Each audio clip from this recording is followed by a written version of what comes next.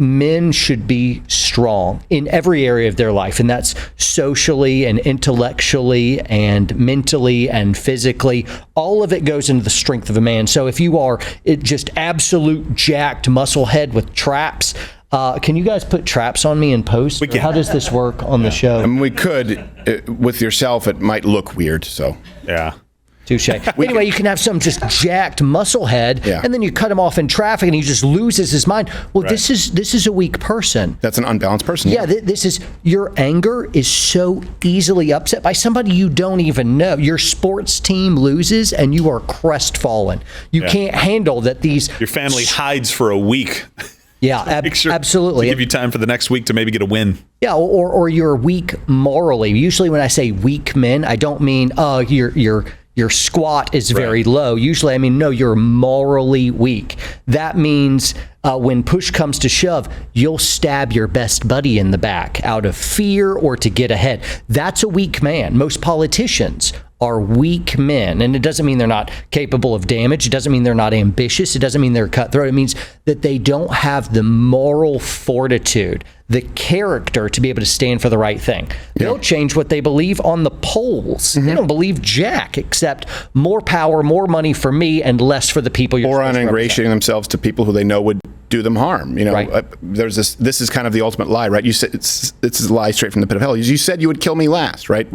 You'll see a lot of people, even you see it from churches, you see it from people on the right with Facebook. It's like, okay, we'll play ball with Facebook and not talk about whatever it is, or then we'll do it with YouTube. Okay, we'll do it, and then all of a sudden you're on an island, and it's the answer from tyrants is always more. Right.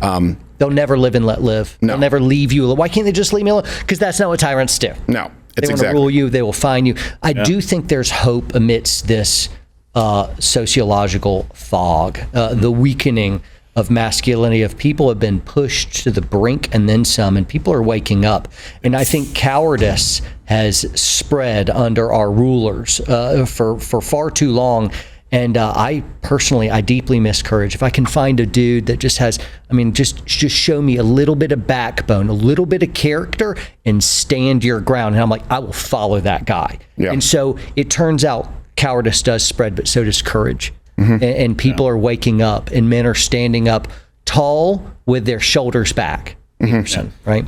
Well, the one thing that I hope is that you're right. We are seeing that change a little bit right now, but these things tend to overcorrect. Right, you tend to kind of suppress this so much, and there's an overcorrection for it. It's like I think that's one of the things that we're fighting against. It's like, no, return it to its proper place. That's right. It doesn't need to go over the top to kind of counterbalance. It just needs to go back to its proper place. And that's really my point in the warrior poet way. Is I want to avoid the historical errors of penduluming back and forth to these extremes. I'm like, no.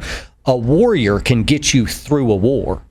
But a poet can live well in peace. Yeah. And oftentimes military guys, good at war, suck at life. Right. Yeah. You know, you're good at one of the others. There's some, it's silly to even cite, but remember in one of the Batman movies, I forget which one it was, Commissioner not silly, Gordon. Batman, come on. Could be going to Batman and Robin. Tread carefully. See. Okay.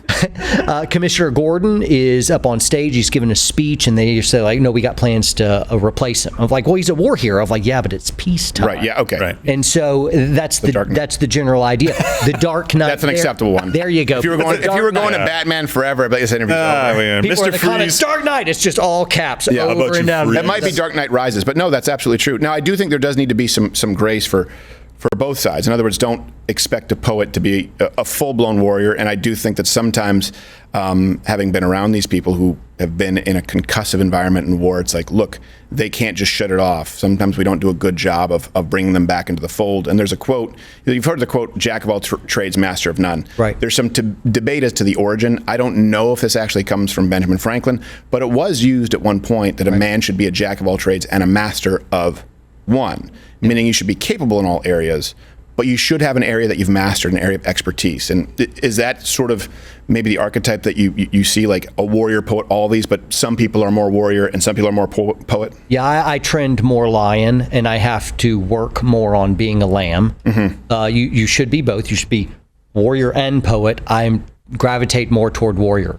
And so I have to, through great conscious effort, really cultivate those poet aspects of it. It's going to allow all my relationships to be intact. It's going to keep my staff from rage quitting on me in a year of like, oh, this guy sucks. I'm like, but too much warrior, not enough poet right here. And so I think everyone is naturally predisposed to the other. It's just simply, it's not okay to not cultivate the parts that you are weak at. Right. It's going to wreck your life. But when being part of a team is probably recognizing and lending your area of expertise, which is like, I'm probably a little more warrior. I'm probably a little more poet when you're talking about serving your community sometimes, recognizing your skill set too. Right.